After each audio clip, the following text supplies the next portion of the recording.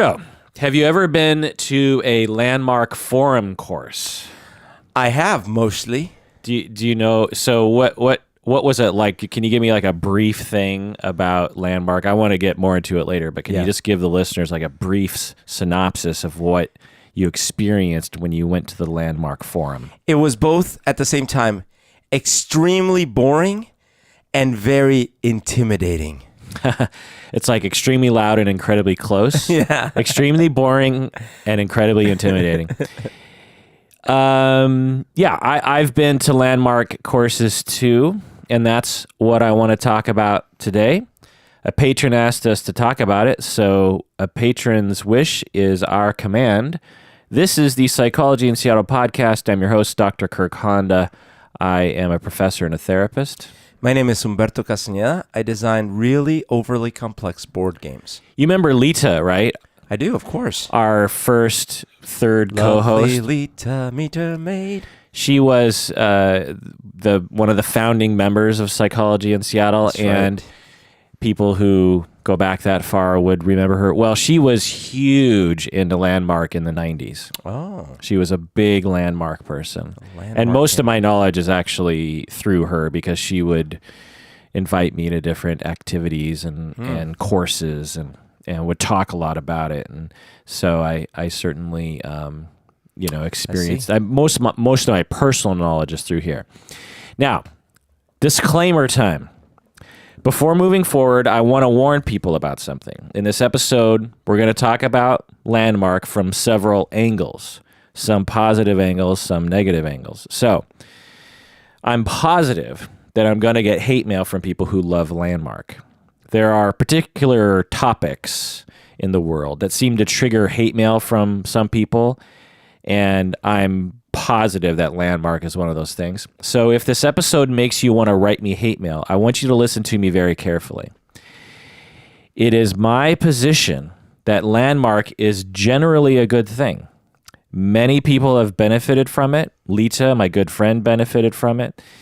And research shows that people benefit from it. But I also have some critiques about it, and other people do as well. In my world, in the world of academia, in the world of clinical work, everything must be critiqued and questioned and looked at. Otherwise, we are at risk of doing harm to clients and the public. You know, whenever we discover a new therapy or a new phenomenon, we always do a ton of research to exactly know what it is that we're looking at. We can't just go off our own opinion because history shows that can lead to very bad things. Mm-hmm. This is the core of the scientific process. Until you gather the empirical data, until you actually question your beliefs, you don't really know what you're looking at. So as I critique landmark and provide positive and negative angles to it, understand that a critique is not a condemnation. A critique is a critique, and a condemnation is a condemnation. These are very different things. Now, black and white thinkers might have some trouble with that distinction, but try to understand that there's a humongous difference between a critique and a condemnation. I can critique my friend Humberto, but I'm not going to condemn him for having a couple flaws. What couple flaws? What? So I just want to say there's nothing wrong with loving landmark, but there is something wrong with suppressing the critique of it. And there is something wrong with attacking people who question something that you love. There's something wrong with that. And it's not, you can provide a counter argument or you can provide other data if you want, but if you react emotionally against people who question something you like, it's possible that your love for that thing is either fragile or insecure or something. I love the Beatles. And I heard just the other day, a younger person in their 20s were saying, the Beatles, don't they just write like kids songs? And I was like, kids songs? Like what? The Yellow Submarine, Rocky Raccoon. Yeah. Kids songs. And I thought, oh, well, I guess if you only heard like a few of the songs and you weren't really aware of it, I could see how you could say that. And I didn't say anything to the person. I reacted like out of confusion, and then I was sort of angry, and then I was like, oh, well, probably from their perspective, since they don't have much exposure, that's what it's like for them. No big deal. I'm confident enough in my love for the Beatles that I don't need anyone else to validate that. And if people want to criticize the Beatles and call the Beatles terrible, I will just say, okay, that's cool, man. You know, whatever floats your boat, you know? Well, that's a clear diagnosis of some disorder, but fine. Right. I mean, clearly the person is insane. But beyond that, I'm fine with insanity. And you know, I can relate to the description of Beatles as kids' music, because when I was a kid, I would go to this daycare and in Oakbrook, Tacoma, and actually they would play a lot of the Beatles songs, but not all of them. They would play Octopus's Garden, Yellow Submarine, like the ones that were Maxwell's Hammer. Maxwell's. Oh, that one's a little darker. But we actually did a skit to Yellow Submarine, and I think I've talked about this in the podcast before. I always thought it was, we all live in the yellows of marine. So I thought it's like there was this place marine, and it was all like yellow. It's like, oh, we live in the yellows of marine. Even though we had a cardboard cutout of a submarine that we were all hiding behind, I didn't connect the dots. Well, you might not have known what a submarine was. I don't know. I was little, but yeah. I mean, it was when I was 29. Yeah. For me, I actually dislike those songs. I don't like Maxwell's Silver Hammer. Yellow Submarine is actually, of the kids' songs, I'm okay with it probably the most. Octopus's Garden. I mean, they're fine. They're fine songs. They're well crafted, and I used to like them kind of when I was younger, but now they put Beatles on Reddit. I mean, not Reddit, on Spotify. And I made a Beatles playlist, and all those songs are not included in that playlist. Yeah. I agree. I agree. Like, those songs are pretty silly, but to those people out there that think that Beatles is just a bunch of like children's songs, they have, I don't know, how many songs did they record? Like 100. Hey, Bungalow Bill. Yeah. What did you kill? Everybody's got something to hide Except for me and my monkey. I think they're right. They're kids' songs. Yeah. Happiness is a warm gun. Oh my God. Okay. Before moving on, I did karaoke recently and thought I could sing Happiness is a Warm Gun. I cannot. I mean, that song. I hold you. Well, not only that, but it's in a very weird meter. It's like 4 songs crammed into one, and I didn't know when to come in. Anyway, all right. What is Landmark Forum? This is from the website. Bring about positive, permanent shifts in the quality of your life. Again, bring about positive, permanent shifts in the quality of your life. It's a pretty big claim there. Permanent.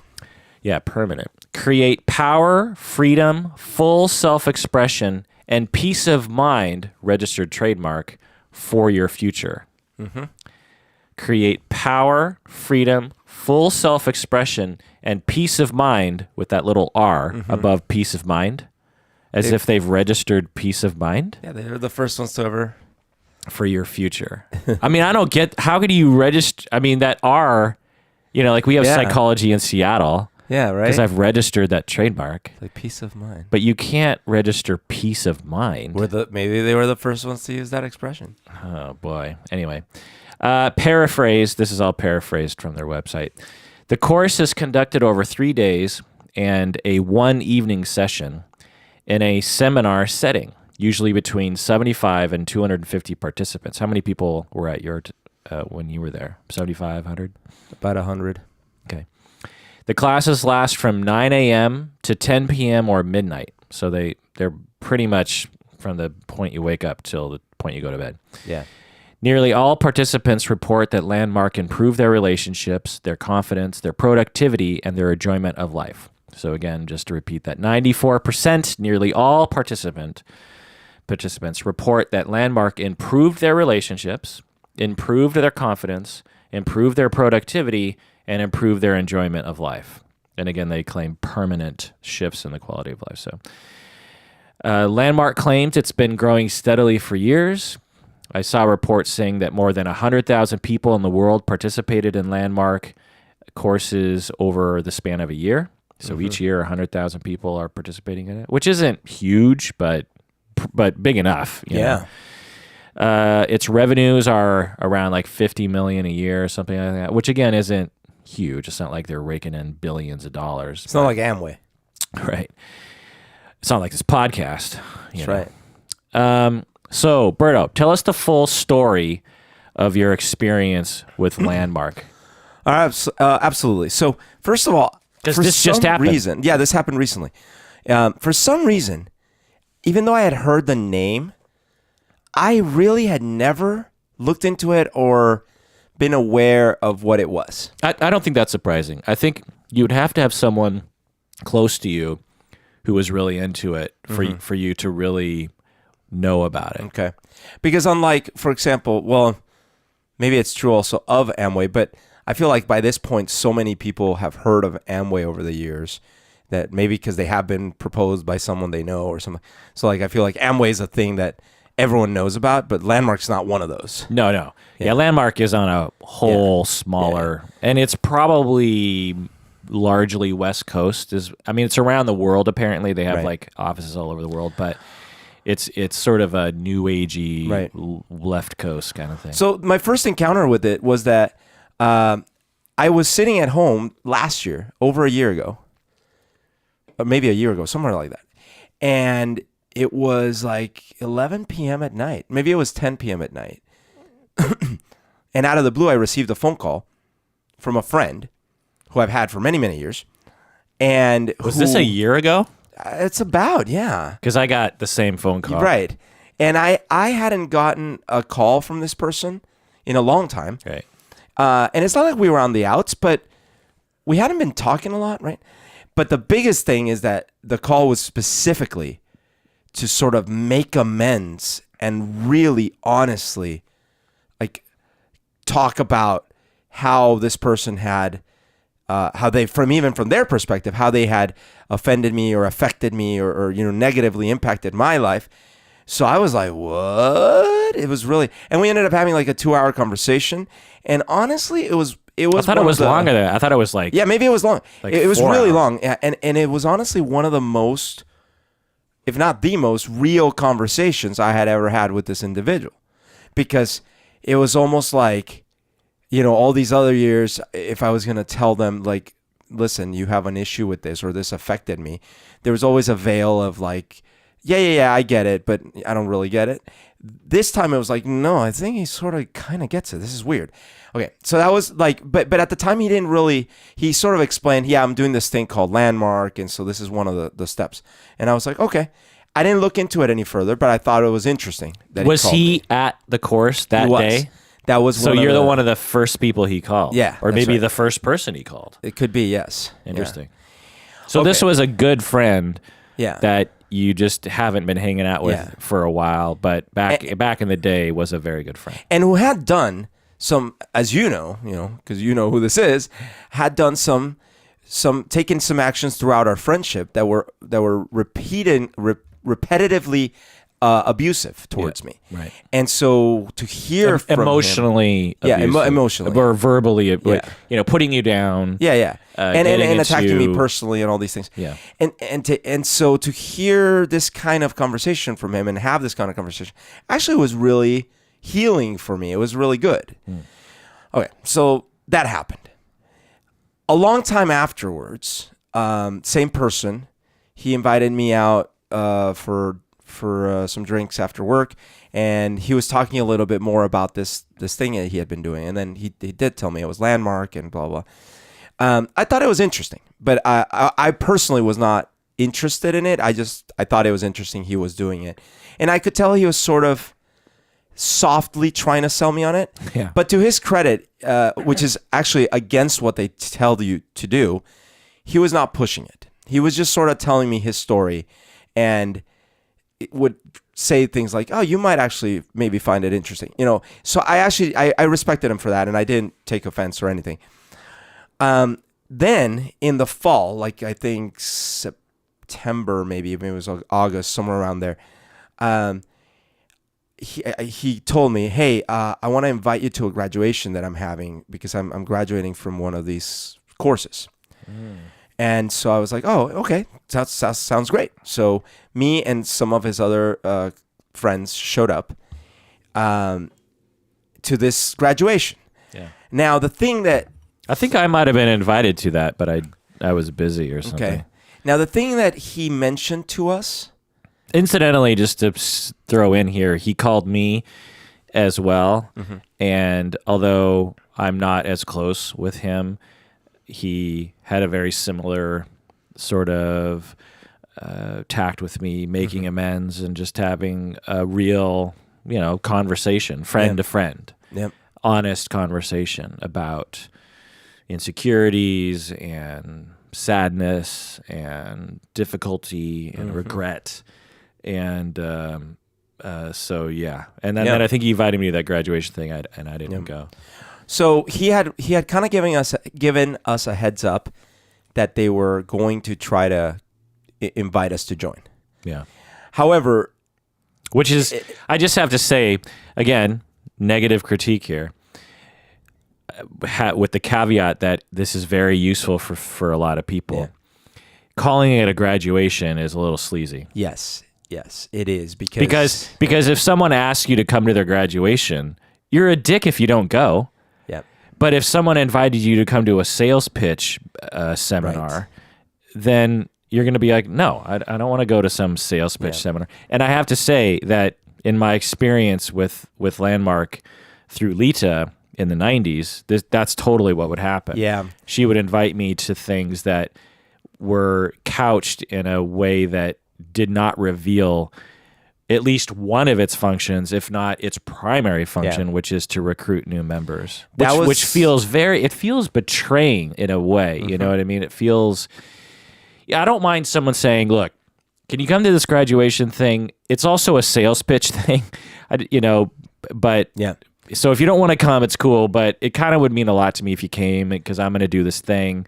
But just be ready to be sold a couple things, you know what I mean, and don't think like you have to do it, blah blah blah. So my friend, and that would be fine. That would be fine. Yeah, I think that would be because you could say no, you could make your own decision. Right.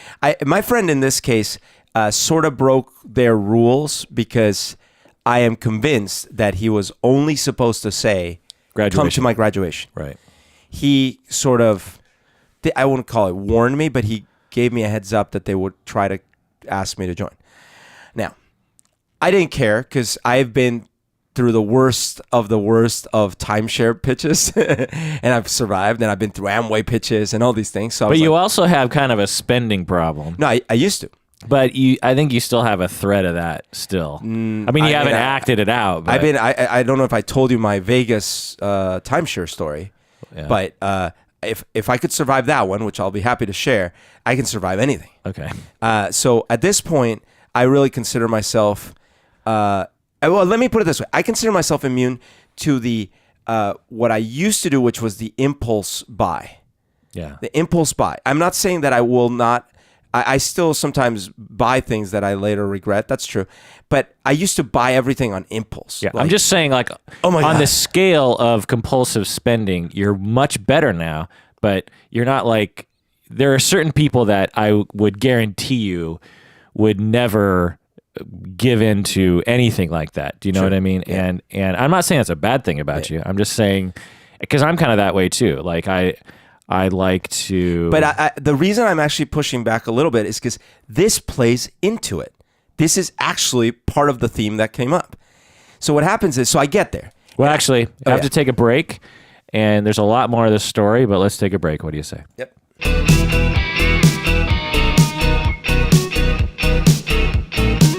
Okay, we're back. If you haven't become a patron of the podcast, please do so by going to patreon.com.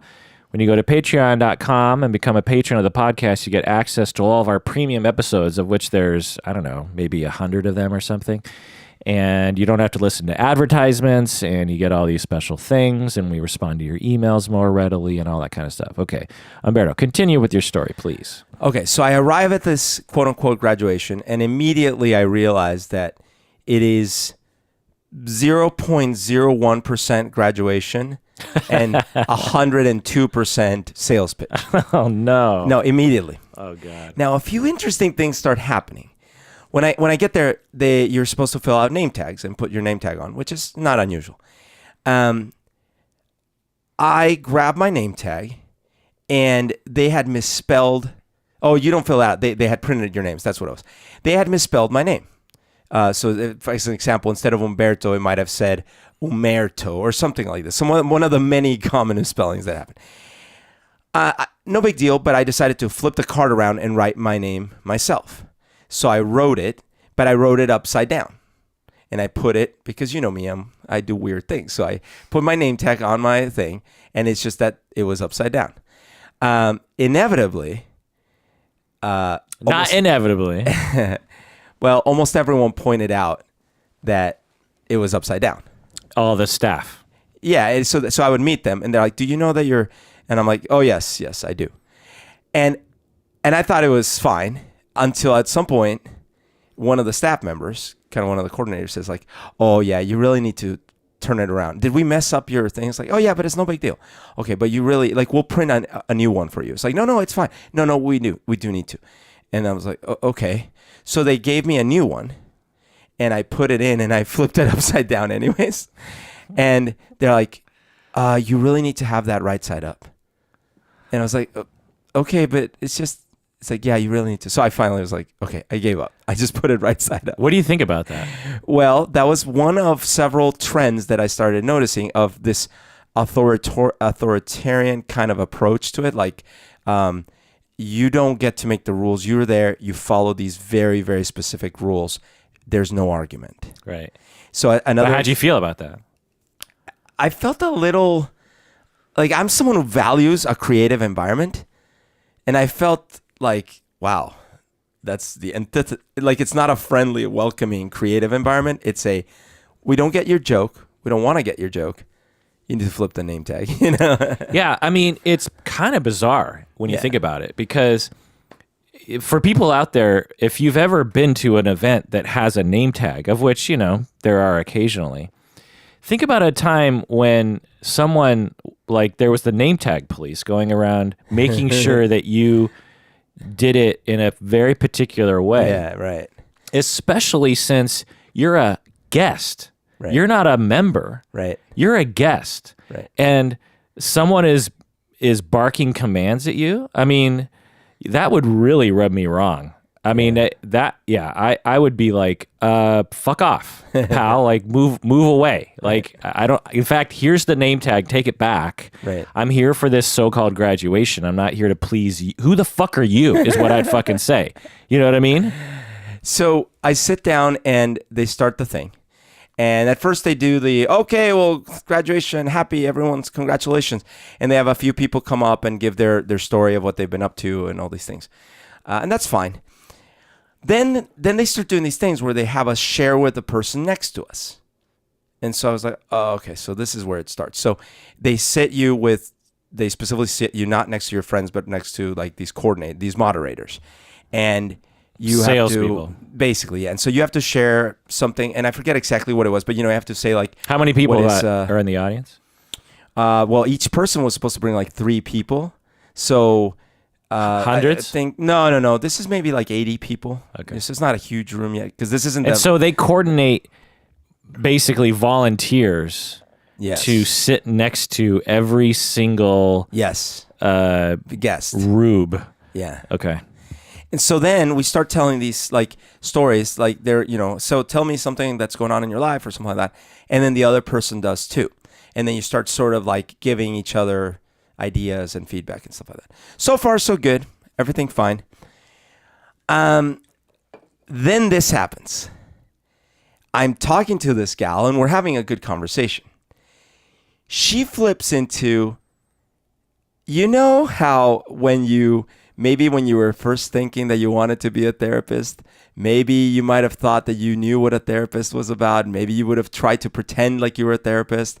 And imagine someone that's not so good at this thing. Right. And so she immediately starts trying to counsel me. Right. But she's jumping way to conclusions and like making too many assumptions. But I'm just sort of like going along with it because I'm just here for my friend anyways. But as I start saying things like, yeah, that could be, although there is this, I start feeling this pressure of like, no, maybe you haven't thought about it enough. Like she's really questioning right off the bat my own conclusions about the things I've talked about. And I'm thinking to myself, you know, I see what they're trying to do. They're trying to show me how insightful they immediately could be, that maybe I could learn something from this. But they're messing up because maybe she's not good enough or something. But they're immediately making it too trivial. Like, my life's not that trivial. The thing you're proposing, trust me, I've thought about it, tried it, doesn't work or whatever. And either way, you're trivializing the problem down to nothing. And so I'm like, but I'm just like going along with it. Okay. Now, towards the end of the... Side note, when I was, it was a side jack. Yeah. I think it's relevant. I was at a Wenchels in Factoria. Remember the Wenchels in Factoria? Yeah. Across the street from the cinema. And I'm sure I was just hanging out there because I never had money. Or no, I was 17, 18.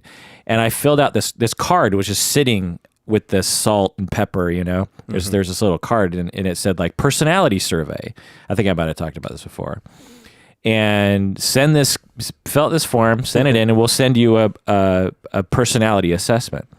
So I fill it out, you know, and I mail it in, and soon I get this report in the mail, and it has like some personality metric, you know, like you're high in this and you're low in this and you're high in, you know, you're it's all like your credit score. Yeah.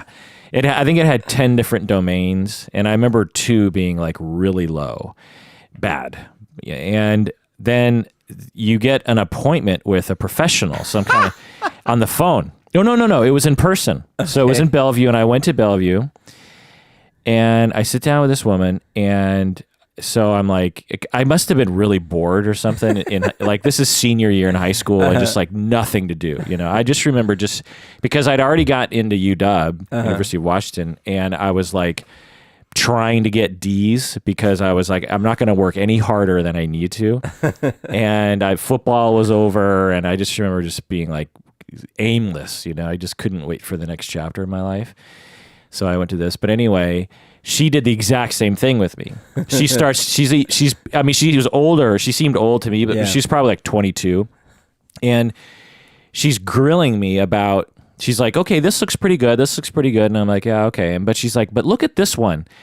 And it was like the third item out of 10 that we were going to talk. We were going to talk about all 10, but we spent the next hour and a half talking about that third item.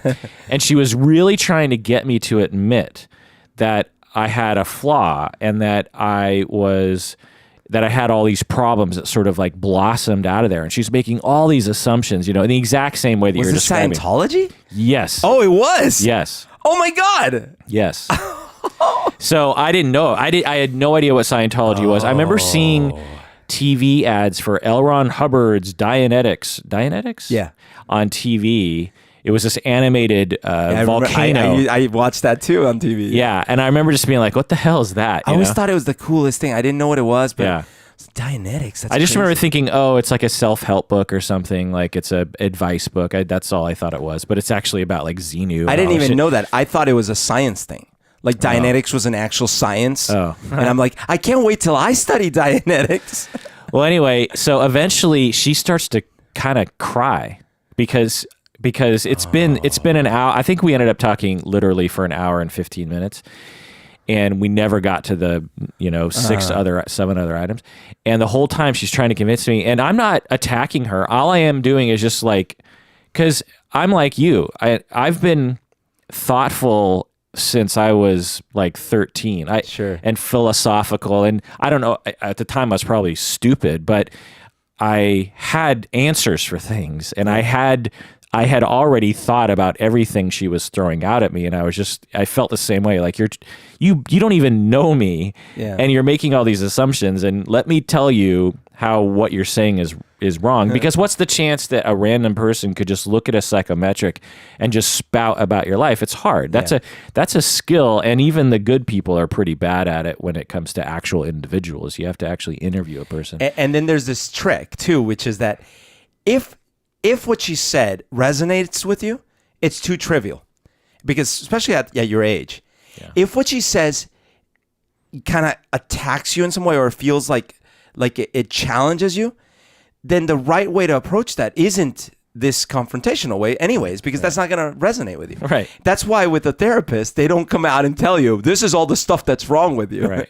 Right. But it's motivated interviewing in that these two women were trying to get us to think that there was something wrong with us so that they could provide an answer, which is their product. Yeah.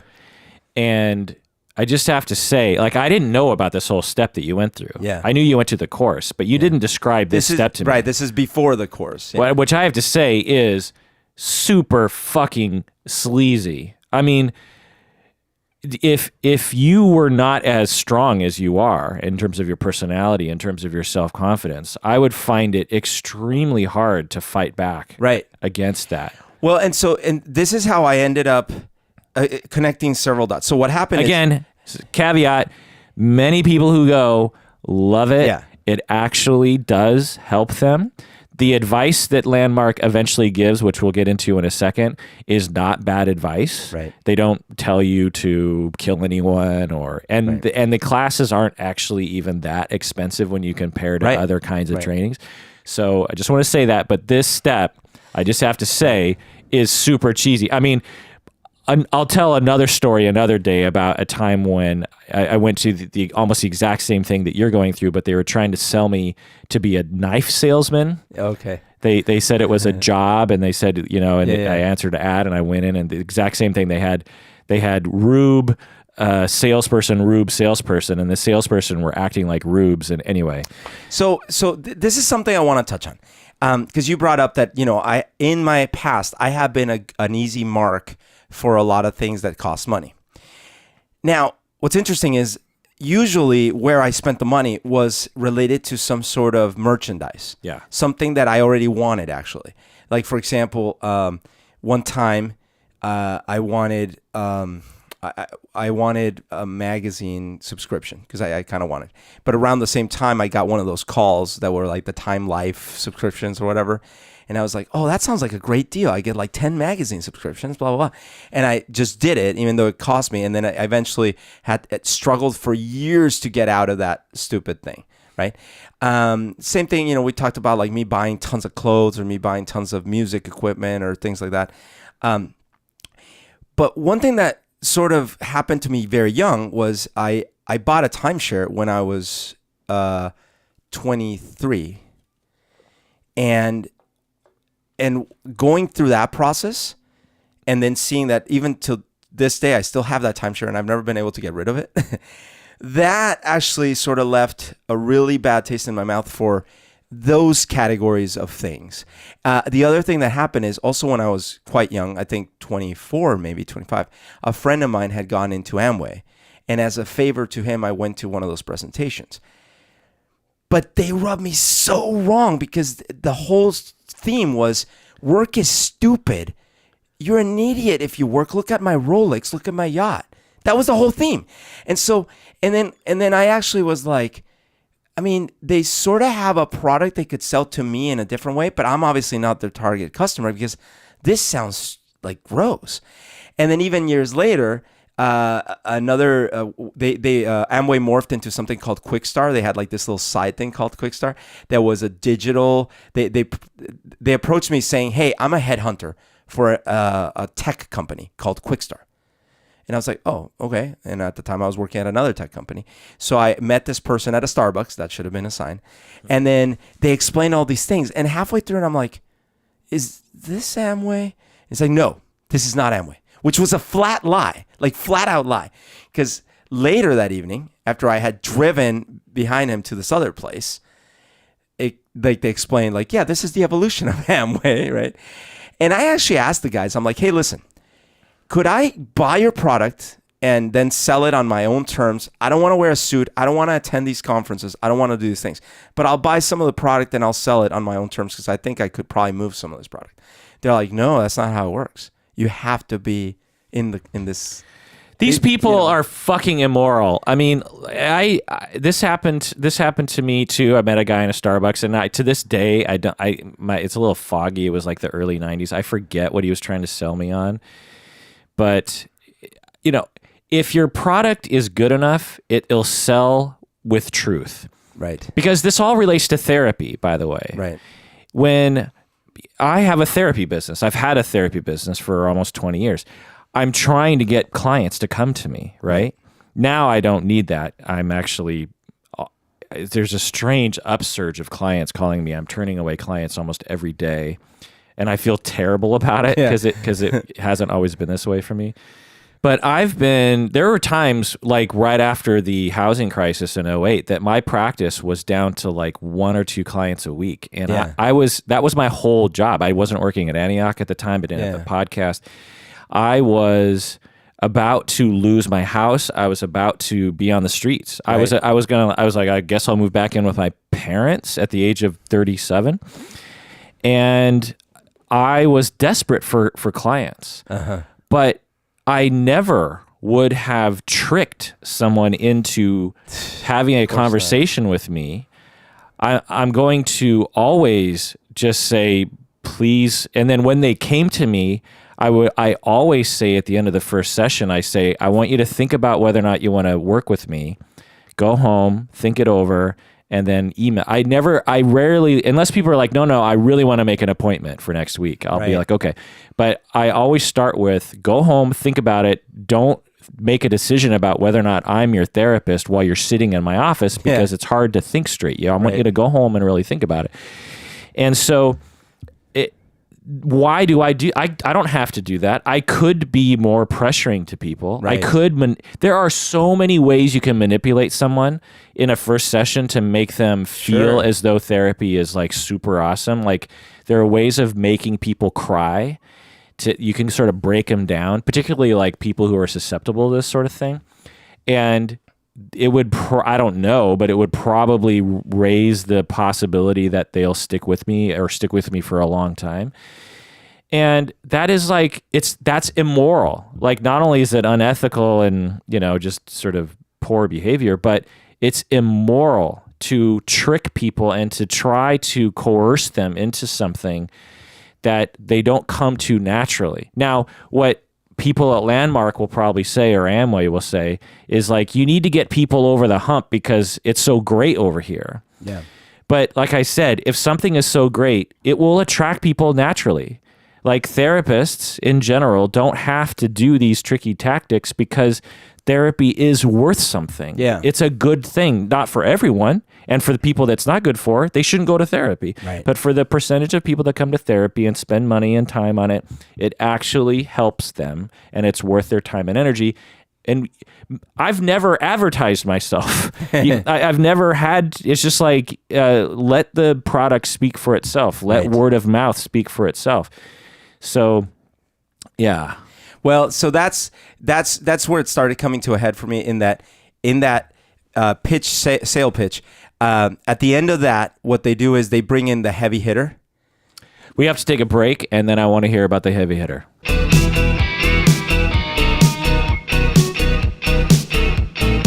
All right, we're back. Berto, tell me about the heavy hitter. Is this the heavy hitter? Again, I just want to say that Landmark is a wonderful thing for a lot of people. Lita, whom I love, one of my best friends, if she were sitting here, she'd be like, Kirk, you don't understand. Like Landmark, she was involved with it for at least a few years, heavily. Yeah. Like there were times when I would hang out. I remember one time we went to like this sailing boat and we were hanging out with her and her Landmark friends, and they were like super cool, philosophical, open, super like communicative and artistic people. They were like really rad people. I really liked them, and they loved Landmark. So it's not they're not sleazy people. That it's what I have a problem with Landmark are that it's the system that they follow rigidly. And because honestly, if you just made the classes known to people, it would probably sell itself. You wouldn't have to resort to these sleazy tactics, you know? And of course they would say it's not sleazy. We're trying to like introduce people to the thing. But when you call it a graduation and you proceed to spend the entire time and you sit Rube, volunteer, Rube, volunteer. It's, I mean, come on. Yeah. And then this, you'll even go ballistic on this one. So she's telling me, I'm explaining to her what I'm into, what I like. And one of the things I say is like, well, I love music, right? And she's like, no, you don't. No, just like, no, actually it's the opposite. Oh no. She tried to latch on to that. Again, this is like that kind of the amateur technique. She goes, after I said like, I do music, but I have all these other things that I do now and stuff like that. She said, I sense in you that you're really strong musically.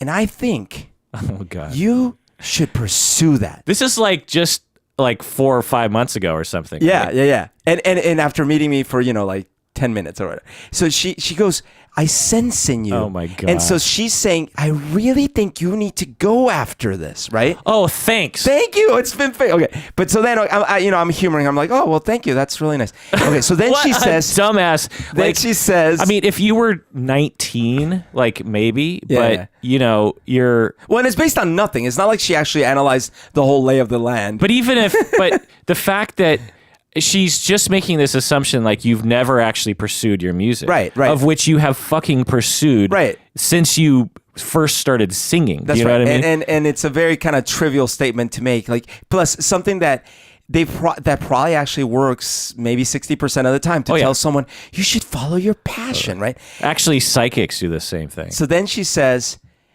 so listen, I think you would really benefit from the Landmark Forum. Oh, God. And I say, you know what? Actually, I might. It sounds like a 3-day focus time I might have. I will think about it. And she's like, oh, what is there to think about? It's like, well, I mean, I got to like do research. I got to like actually think about it. And she says, what's stopping you?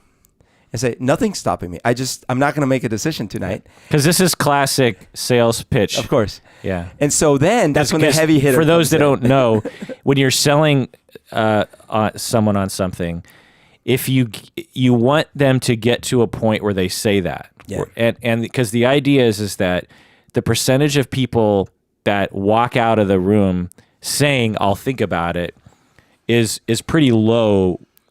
Response that they'll actually fuck, because a lot of people will say that because they're either actually on the fence, and then once they get out of that emotional landscape, they return to their senses and say no. That's right.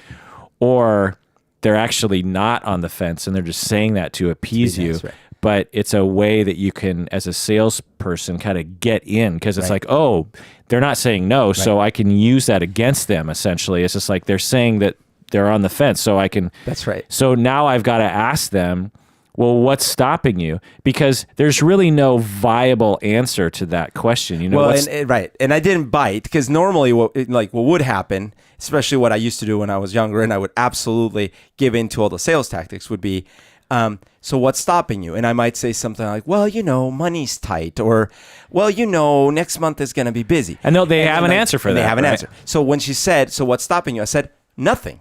I'm just not going to make a decision tonight. Right. Now, at this point, she calls, or the heavy hitter joins it. He's the guy who did the main presentation. Yeah. He's this very slick guy. He's been around the block a billion times. No nonsense. He knows what's up. He sits down and he says, how you doing?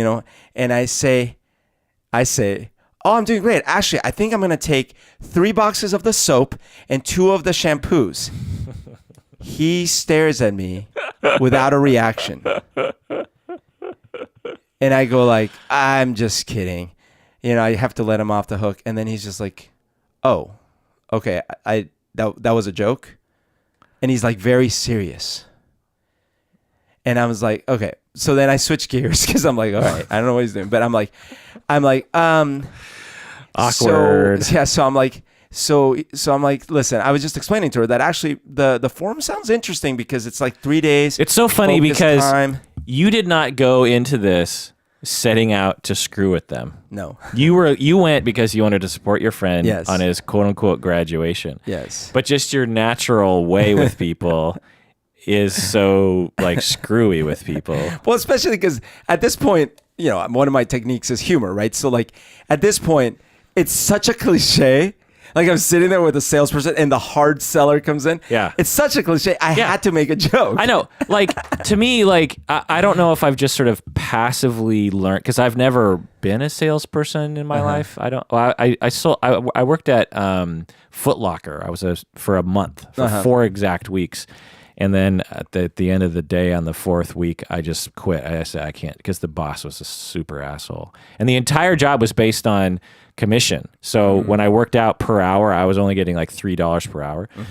They didn't have a base salary. Anyway, the point is that over the years, I've just sort of passively, via culture or friends or something, Right. picked up on all the classic sales techniques. And I can't believe that, one, people still fall for this shit. It works. That's why they're classics. And 2, that people still use it because everyone, or at least a lot of people, know the technique.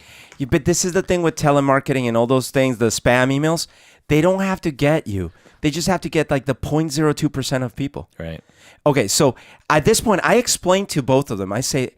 And that's why it's immoral, because anyone who thinks about it for half a second realizes like the people who are vulnerable to this sort of technique are actually probably traumatized or neglected or lonely or suffering in some way. There is a bit of predation that happens there. Totally. So at this point, I explained to both of them. I say, okay, so here's the deal. I actually am intrigued by the 3-day forum thing because it's a focus time, and there is one specific thing that I'm trying to solve mentally for myself. I've been trying to pick, as you know, I have many different ideas of things that I would like to do. And I've been trying to like select one to really focus on. And so I thought, yeah, maybe I could use like some focus time. And I don't know what they're going to talk about, but maybe I could use this myself for. So I told them that, but I said, but here's the deal. I'm definitely not signing up tonight.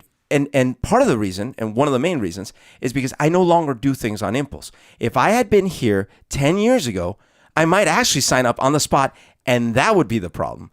So I'm specifically not doing that. And of course, this didn't work. Like there was part of me that was hoping that they would get it. Like, oh, I see. He is 2 steps ahead of this technique. So maybe we need to no. Well, it didn't work. Oh, he just revealed that he used to have a problem. Or even dive into that with because you basically admitted that. Yeah. He used to have a problem with compulsive spending. Right. So I'm not going to be his heroine to this, Instead, I'm going to let this person have his healthy boundary. Right. If I'm truly interested in helping someone, then I would absolutely give someone, I wouldn't sell people on something anyway. Right. I would just present and say, do you want it? And if you don't, then great. So no, they went right through it. So, but I told them, I'm like, I'm not making a decision tonight. So it ended there.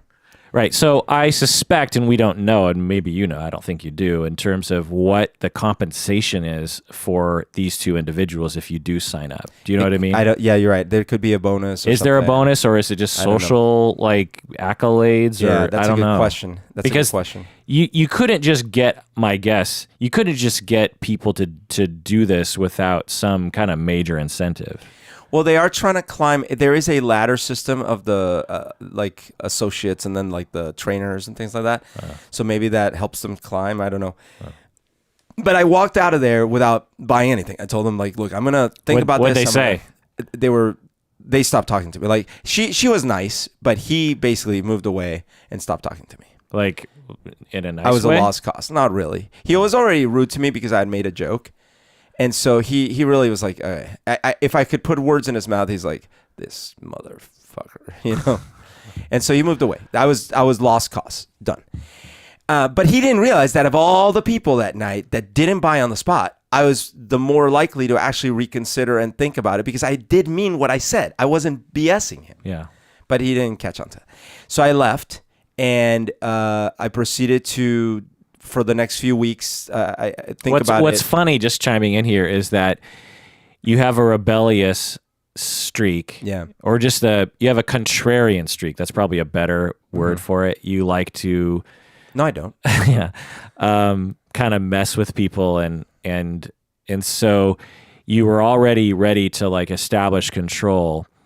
But at the same time, when he decided, okay, I'm done, you have a contrarian to that of like, I'll show you, I'll sign up for it. Yeah. But I really, in this case, that's true. In this case, I actually, before they even did the hard sell, Yeah, no, I you was had already been, like, no, this is in line. I mean, you go to therapy, you like to go to workshops. That's right. Like you like to self-improve. I was basically believing that I could cut through the BS parts of it and maybe get some usefulness out of it. That's what I thought. So you decided to sign up. So I ended up deciding to sign up. Now I found out I went. How much was it? I think for the 3 days it was like $600. Okay. So it was, which, like I said, on the scale of trainings, is actually not that bad. That was the reason I also was like, okay, I've done stupid decisions in my life that were way more expensive than this. So if I'm gonna actually focus for 3 days and be away from other stuff, okay, $600 is not too bad. Unfortunately, it didn't work. What do you mean? I mean, I bought the thing and I went with the best intentions. 9 a.m. 9 a.m. Friday? Friday, yeah. Okay, so it's a Friday, Saturday, Sunday. Yeah, and immediately the name tag thing again. The name tag Nazis. Yeah. But then it goes worse. Did you get into altercations with the name tag Nazis? No, I was trying to just, let's play by the book. Let's see what's up, right? Okay. But dude, first of all, you sit down, and then I read online about this. This isn't an accident. They have these chairs that are extremely uncomfortable. Oh god. Like really, like like this chair I'm sitting on. Yeah. This is kind of an uncomfortable chair. No. Like times 10 uncomfortable. Oh. And you're gonna be sitting on that for like 10 hours, right? Yeah. Okay, so that's the More first than thing. 10 hours. I mean, But- 13 hours. But right off the bat, it was not like an hour in. No, it's like you sit and you're like, God, this is uncomfortable. Your back, everything. Number two, They don't let you get up either. they have this weird breaks thing. So I look at the schedule and there isn't even a lunch. Yeah. There's no lunch break. Right. There is there's a dinner break. Dinner time. And I'm like, well, that's weird. Bathroom breaks are really weird. They have these very short bathroom breaks. And you think like, well, you could probably just get up at any time. It's like socially not acceptable for you to get up and go to the bathroom. Yeah. Another weird thing. I was so tired with the chair that I stood up and went to the back to stand up to stretch my legs, right? Totally. My lower back as a therapist and as a professor sitting all the time, I'm a shifty person in my seat anyway, fidgety person, that there is no way I could sit in a same, particularly if it was uncomfortable, Right. for longer than an hour. Right. Yeah. So I went to the back and I was, this gal, the coordinator, the same kind, it's not the same person, but the same kind that told me about name tags the other time. She comes up and she's like, are you done stretching? And I was like, well, sort of. Why? I really need you to sit down. My God. And I was like, oh, well, the chairs are really uncomfortable. Yeah. And she's like, oh, I'm sorry to hear that, but I really need you to sit down. Oh my God. So I was like, okay. So I like sat down. And then, so this is happening. Now, the whole time. What would have happened if you would have got up just to go to the bathroom? Like, I need to go to the bathroom. I did go to the bathroom. Yeah. And it's not that they physically stopped me. It's just that each time I went out, all the little coordinators sort of like looked. And then when I got back, they sort of looked again. And I was like, what, am I not supposed to be using the bathroom? I don't understand. Yeah. Now, here's the other weird thing. So I brought I bought a moleskin notebook and brand new pencils so I could write my ideas and stuff. So when the day started, I was writing and I was taking some notes because you know what? The main moderator guy, he was saying some interesting things like you were probably about to cover. There's some interesting ideas. Yeah. And I was actually making some notes about it. And then I was writing some other ideas that were coming to mind and stuff like that. Very early on, like within the first hour, they say, now I see some of you maybe taking notes. I'm going to ask you to stop. Yeah. No notes. And I was like, what? Yeah. It's like, we really need you to pay attention. Yeah. It's like, I am paying attention. Yeah, first of all, like, you don't know. That is how I pay attention. Like, Right. I was like, what?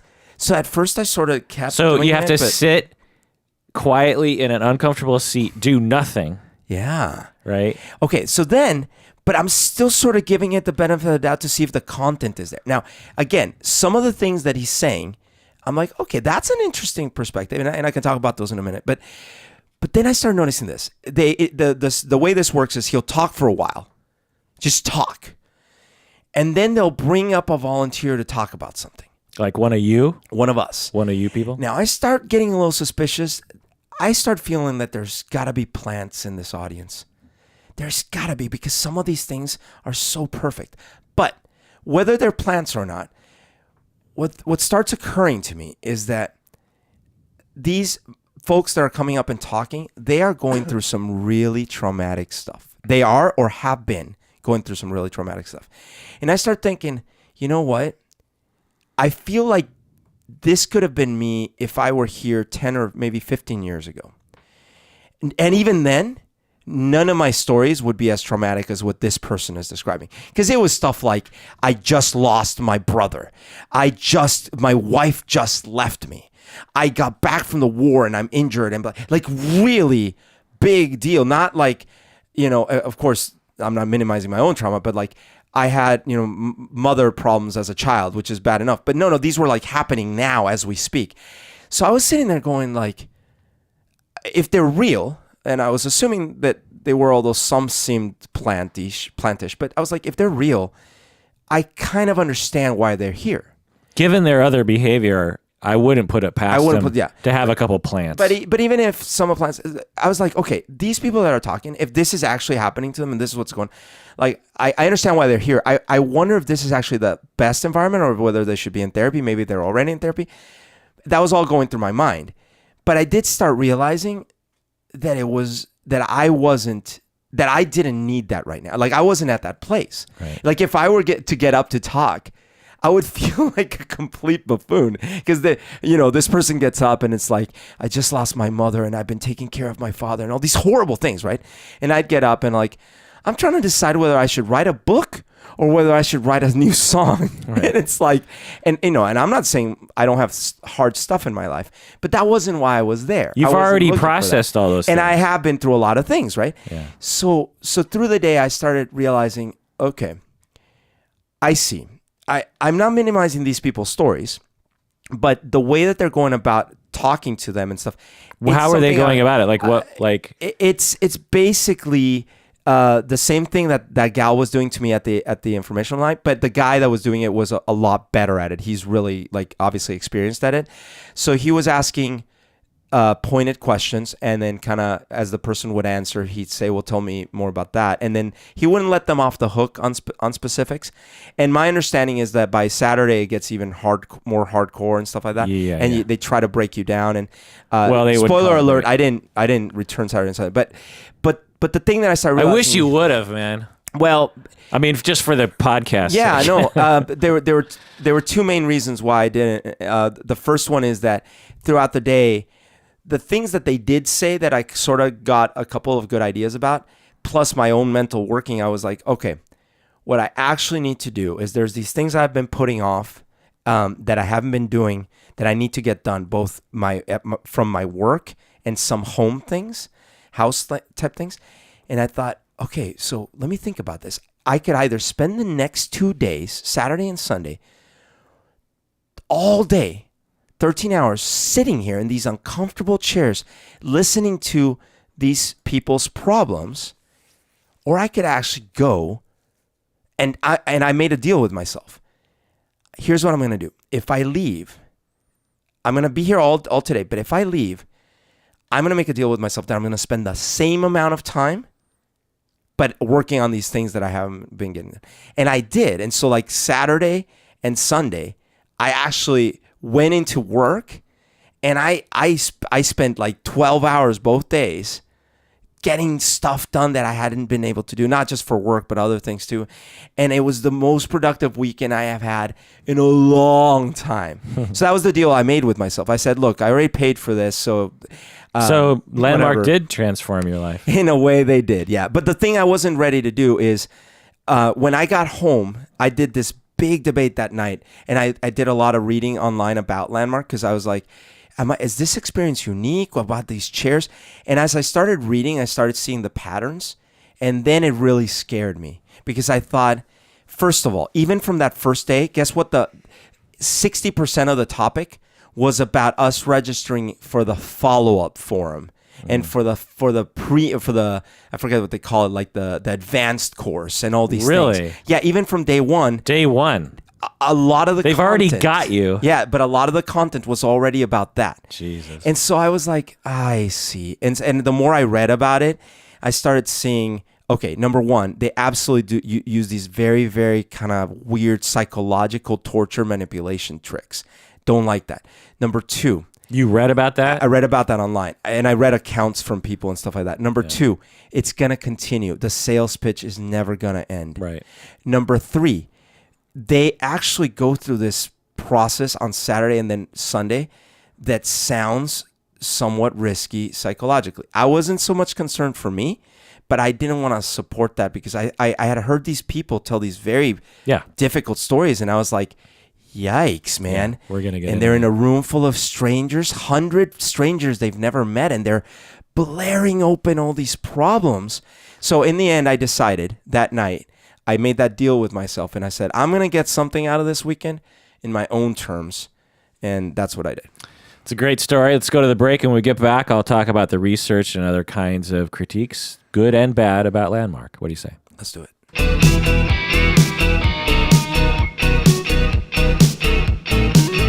All right, we're back from the break.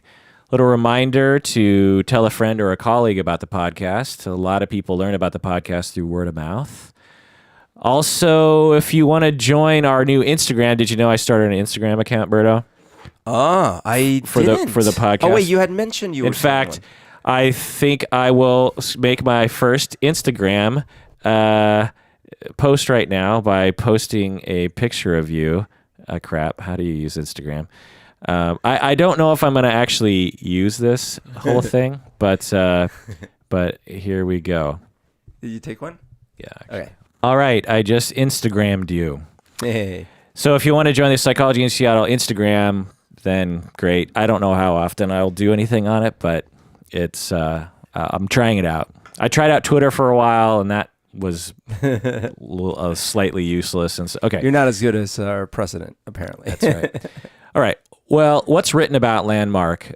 Because it's been thought about and experienced by a lot of different people, and people have compared it to Scientology because it seems to have some similarities to Scientology.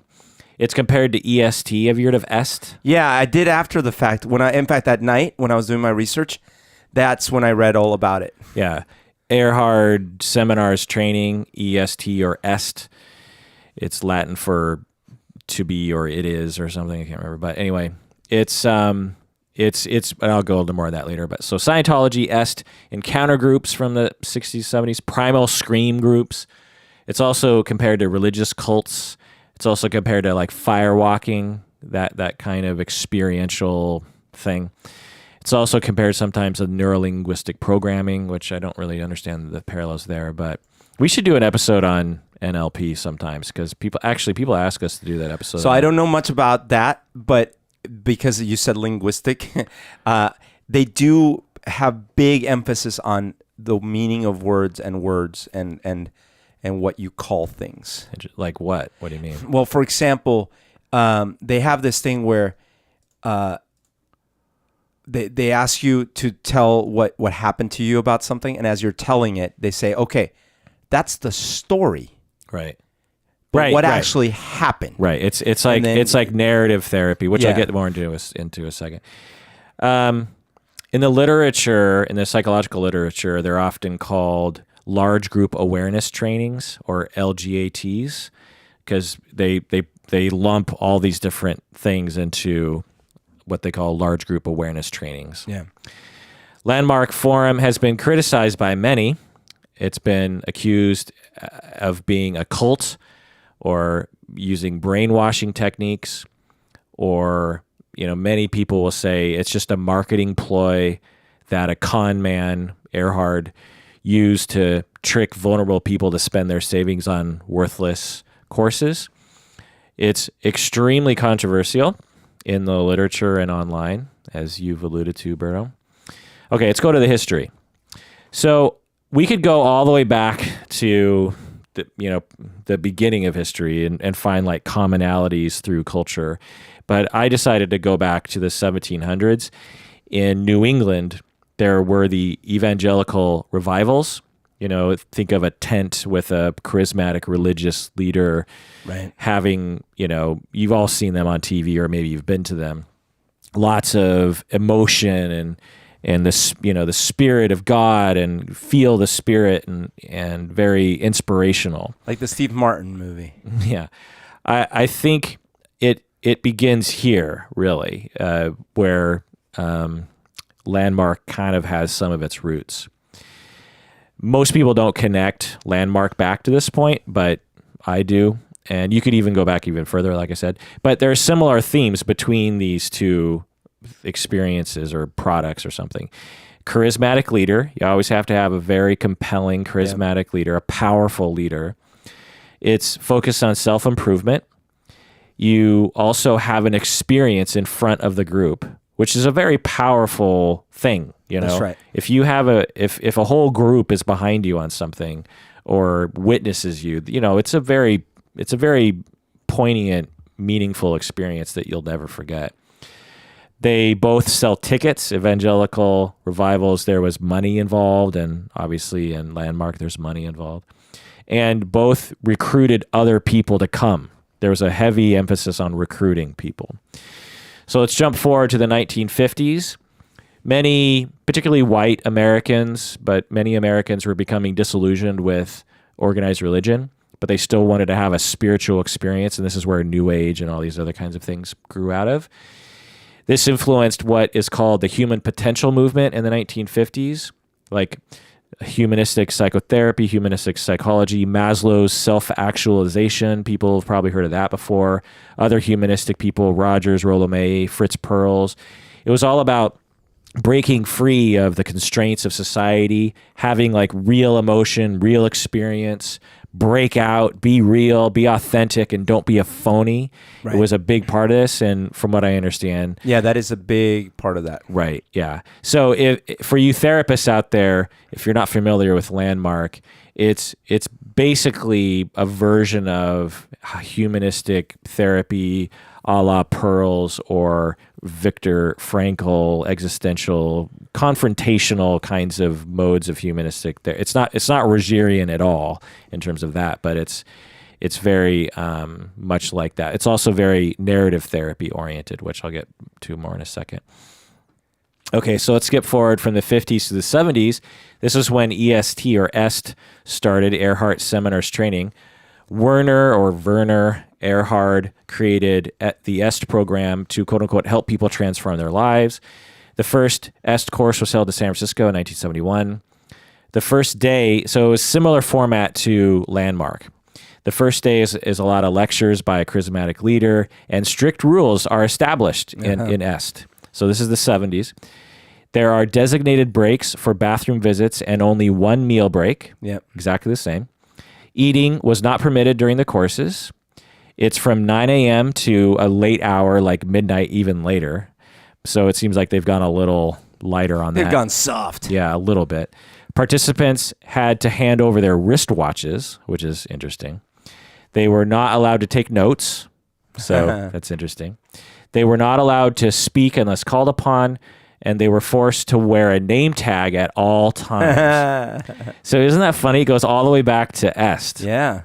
That's very much like my interpretation of this is, if you're looking at it from the good side, you're saying, look, people need to know your name, and you need to be a part of the group. And if you're rebelling against the name tag, that kind of indicates you're not really here, and I want you to be present. I want you to be here with us as a part of our group. Okay, that's the nice way of looking at it. Also, I don't want you to take notes because that distracts you from the human experience. It's intellectual. When you're taking notes, it could be perceived as an intellectual pursuit, like you're in class. But I want you to be present with me. I want eye contact. Yeah. I want human to human contact. And that's how they present it. Right. And that's valid. If I had a client sitting in front of me in my office and they were taking notes the entire time when I thought it would be good for them to have a real emotional experience, I might suggest that they put down the notepad for a while. The interesting difference that could be is if you presented it the way you're presenting it to me now up front. Yeah. Here's what you're signing up for. Just so you know, there's going to be these ground rules. And that's part of what you're signing up for, right? Then I would sort of be mentally prepared. Like, well, I wouldn't even bring a notebook because I just read that that's one of the things. Right. Now, I might not sign up for it, but you let me know up front. Right. But it's still more of this entrapment that I've signed up for something. None of this information is given to me. Right. And when I show up, all of a sudden there's these weird constraints. Right. And they're not even well explained. I'm told in a very light way that like sort of what you said, but you presented it so like in a human to human approach. The other one's more like in a mysterious, we have rules, you don't question them approach. Right. So the shadow side to this practice is to give people the impression unconsciously that they are not in control. If I unconscious, and this is a you can mess with people this way, and it's a known sociological thing. If you get, and salespeople use this all the time, if you can get people to agree to little things, then they will agree to a more severe thing. That's right. So if you get someone to say, look, I need you to put down the notepad, and I need you to have this name tag. Those are very easy. I need you to sit in this chair. Those are fairly easy things to convince someone to do. Yeah. Telling them to shell out another $1,000, that's a leap. Yep. Telling them they have to get on stage and like totally unleash their personality to everyone and self-disclose everything about themselves, that's a leap. Yep. But you start with little things, and you kind of weed out the people who aren't really into it too right away, because if they can't handle these little things, then they should probably just go. They're probably gonna ruin it for everyone else. In fact, I bet you they even know that some people aren't going to come back day 2. Oh, absolutely. Because they weren't suited. And so the people who show up to day 2 are probably a select number of people who are actually super dedicated to the process. I called the morning of Saturday to let them know I wasn't coming back. Really? Yeah, because I didn't want them calling me, because they will call me. They have my number. The previous day, when we went for the dinner break, I forgot to pick up my name tag on the way back in. So I came back on time from the dinner break, sat down and stuff like that. And a little later, like half an hour later, I went to the bathroom and I checked my phone and I had a missed call. And I listened to the message. And it was one of the Landmark guys going, we noticed you haven't come back from dinner. We wanted to see if everything was okay. Wow. And blah, blah. And I was like, and then I went up. I'm like, no, I'm here. I just forgot to pick up the name tag, So that morning I called them and I talked to someone. I said, yeah, I just wanted you to know that I'm not coming back today. And they said, oh, really? Oh, hold on. I'll have you talk to someone. Oh my God. Right. And I was waiting. I was like, oh, here we go. Oh, no. So if that was me, I'd be like, no, sorry. I'm just letting you know. Yes. Don't call me. Don't email me. Right. I'm leaving now. See you. Bye. You are right. I was trying to be like nice about it, but I got lucky in that the person they put on the phone with me was like so green at this. Yeah. So I almost felt bad for him, because he was like, so what's the problem? And I'm like, oh, there's no problem. I just I'm not gonna come back, and that's it.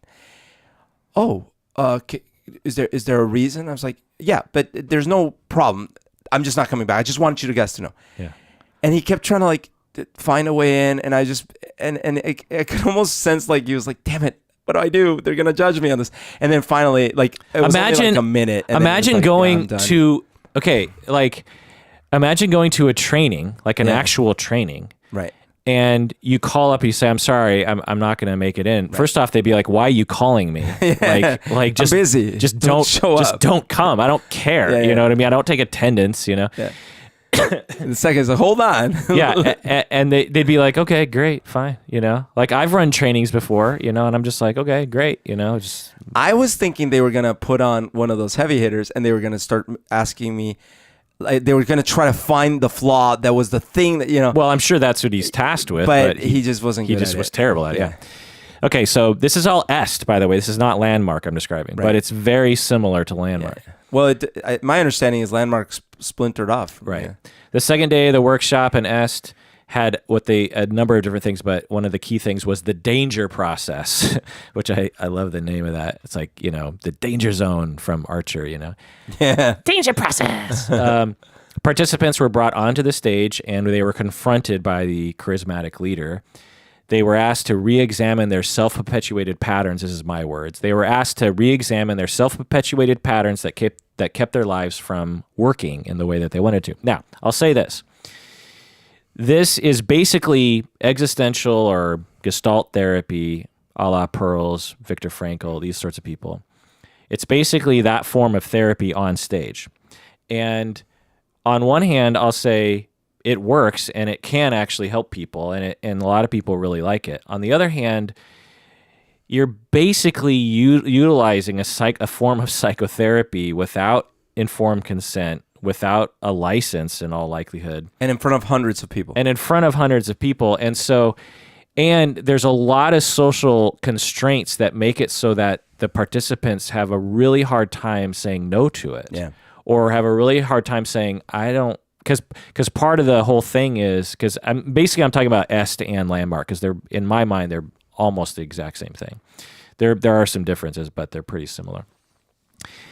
The whole point of this exercise when you're on the stage is to make someone reveal the very thing they don't want to reveal, which on one hand can be a wonderful thing, because I killed a man. I was drunk and I ran over a kid, right, and I'm ashamed of that. Well, or my mother sexually abused me for 10 years. Right. Some kind of thing like that. And the whole purpose for this charismatic leader is to get you to say that sort of stuff. Right. Not that only, but to sort of really go for the gusto on that. And on one hand, that can be a wonderful thing because no one in the crowd says, "What's wrong with you? You should be ashamed." Like it's not a shaming environment. But it's also playing into re-victimization, which I'm guessing is what you read online about it, which is like, for some people, it could be traumatizing for them. Well, I was watching it actually, because even that first day, the pattern was they would bring someone on stage, talk to them, they would go through this very public revealing and things like that. And then the next cycle would be that they would ask us to turn to the person next to us and talk about the same things, but for 2 minutes. And so what I started feeling was like, this is not useful to me actually, because I'm sitting here listening to a guy talk for like an hour about a new topic. He's just talking for like an hour. Then he brings someone on stage and drills them. And I feel sort of like really bad for that person. Then I have 2 minutes to talk about my deep thoughts and things with the person next to me. And then they switch chairs around anyway, so you're never sitting with the same person. I'm like, this is weird. I'm not getting... They switched the chairs around? Yeah, basically. I don't know how they do it, but it seemed really like purposeful. Every time we came back from a break or the lunch, or not the lunch, but like the dinner and stuff like that, like they had made it so like I never ended up sitting next to the same person. What do you mean? Like they put your name tag on the chair? No, they don't put the name tag on the chair. They just like usher you in to different places. So you can't choose where you sit? I tried and it didn't work. Oh my God. And so like I was thinking, oh, maybe I'll get to know these people next to me. No, that didn't work. Yeah.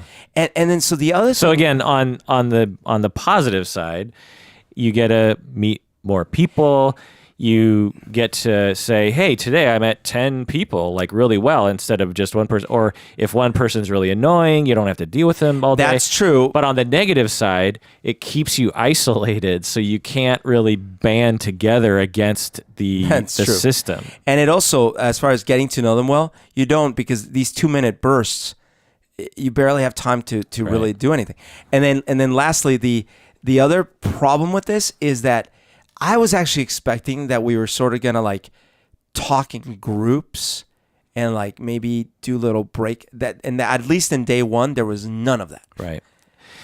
Right. So research shows regarding EST, because there was a lot of research regarding, just a summary of the research that I found, is that most people were satisfied with the seminar. So afterwards they, survey everyone and say, was it worth your time? And most people were like, yeah, it was worth it. I got something out of it. Number two, EST groups seem to have a small temporary effect on people that doesn't likely last. It's hard to nail that down because you're talking about like personal transformation. How do you measure that? It's, but there seems to be in some studies, there seemed to be some, like they actually did on prisoners. They had like prisoners go through it. It's also hard because you have to have a control group go through a similar kind of group, but it's not the same kind of group, because any emotional experience, you're going to be like, whoa, that was great. That's a good point. So you have to study. Yeah, you have to have a control group of some other kind of emotional experience. And so there weren't a lot of studies like that, but anyway, it didn't seem as though that the evidence didn't seem to me to indicate that the EST 1 weekend stint had any huge effect on lasting on your personality. Number three, I already said that one. Number four, it was found that psychiatric issues may be triggered by EST. Yeah. So if you have PTSD, schizophrenia, dissociation, absolutely that is going to be a problem. Yeah. And it's something that existential therapy and narrative therapy historically has sort of ignored. It's one of the criticisms of those forms of therapy. So, because they're just like, well, it's just a story you're telling yourself that you've gone through trauma. Again, narrative therapists today, existential therapists today wouldn't say stuff like that, but they did in the past. Yeah. As an example, if I was in the class right now, I would have been told, as I was describing what happened to me in that recruitment session and then in that first day, I would have been told, okay, that's the story. Right. But what happened? And then I would have been forced to eventually narrate something like this saying, I went to a class that I paid for. I went to one day and left. Right. And that's what happened. Right. And you strip out all the actual nuance of what you felt and all these kind of things. And I understand. And I actually was finding some of that way of thinking interesting because I kept thinking, okay, so if I look at some of the bad things that have happened to me in my life, I could look at them through that lens and say like, okay, well, my mom left when I was little and I was raised by my dad. And that's different than saying I was deeply traumatized the day but I find usefulness in both of them, not only one. Right. Yeah, it can be helpful to, essentially it's an exercise of changing your perspective. Right. If you have a perspective that your life has been shit and that perspective makes you depressed, then in a very simplistic, way, if you change your perspective that your life was not shit, then you might be less depressed. That's right. For some people, that does work. Yeah. I have worked with people in that way before, but to reduce all of your, every person's problems to that kind of premise is pretty short-sighted. Anyway, so the critics, social critic John Bassett McCleary called Erhard from EST a former used car salesman, and he said that EST is just another money-making scam. There was a famous 60 Minutes episode that they did an expose on Erhard. Oh, really? Claiming that he was a fraud and like sexually abusive to people. Oh. But Erhard sued, and it was found that 60 Minutes had been working with a lot of false information. Oh. But it's not clear if some of the information might have been true. Okay. 60 Minutes later retracted their statements about him. Erhard's daughters accused him of sexually abusing them. Oh my God. But then they later retracted the allegations. Wait, what? Yeah. This is really weird. Yeah. This is the founder of EST and basically of Landmark. The IRS accused him of tax crimes, like a lot of tax crimes, but then he sued the IRS and he won the case. So 60 Minutes, his own daughters, the IRS, they all super attack him. And then he ends up prevailing in the end. So I just want to say, after reading, a fair amount of material on Erhard, I couldn't tell if he was innocent and he was just being persecuted, because I could see that happening, a charismatic leader of something that looks like a cult. I could absolutely see people attacking him, like 60 his Minutes. daughters, that's weird. So I couldn't tell if he was innocent and just being persecuted, or if he is super sleazy and devious and a psychopath and he's just really good at escaping justice. Right. So I couldn't tell. But anyway, let's go to a break and then we'll talk more about this topic.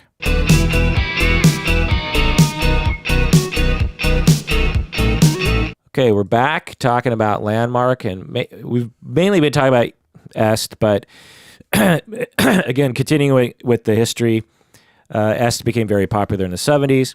By 1979, Est had expanded around the world. Erhard reportedly considered making Est into a religion, similar to L. Ron Hubbard, but ultimately decided against it, which is probably a good thing for him and the society. The last Est training was held in '84 in San Francisco, although I couldn't find out why it ended. Erhard's courses helped form what is called the seminar industry, or the human potential movement industry, a large group awareness training industry. In '91, the Est business and its format were sold to some Est employees.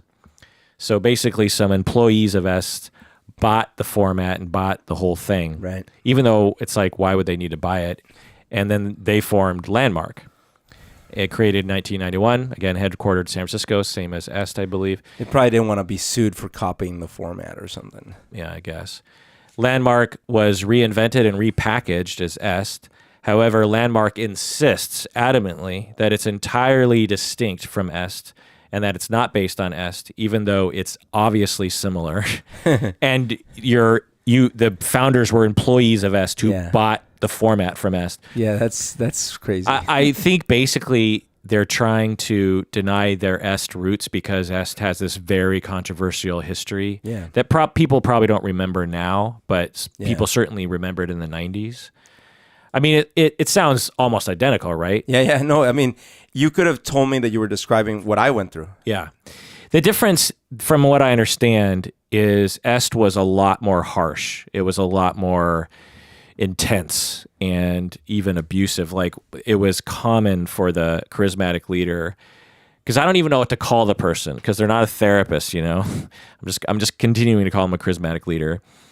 They would frequently call people on stage assholes and they're fuck ups. There's something wrong. You're a phony. And this is something that Fritz Perls did a lot of too. But so when I was reading accounts from people that had been through the Landmark Forum over the last more than a decade, what I was reading was that actually Landmark was very much like that in pockets, and that it really depended who your moderator was and all these things.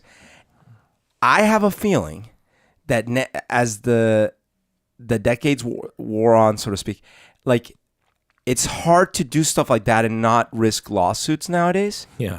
So I have a feeling they had to sort of soften it a bit. But my understanding of day 2 and especially day 3, not only from what I read online, but actually also talking to people that have gone through all of it, is they do get more confrontational and darker, and leading to they have this big reveal on the Sunday. They have this big secret. Yeah. Which is another one of those things that it's that's the kind of thing you get at these Amway type things and stuff. It's you got to stay the whole time.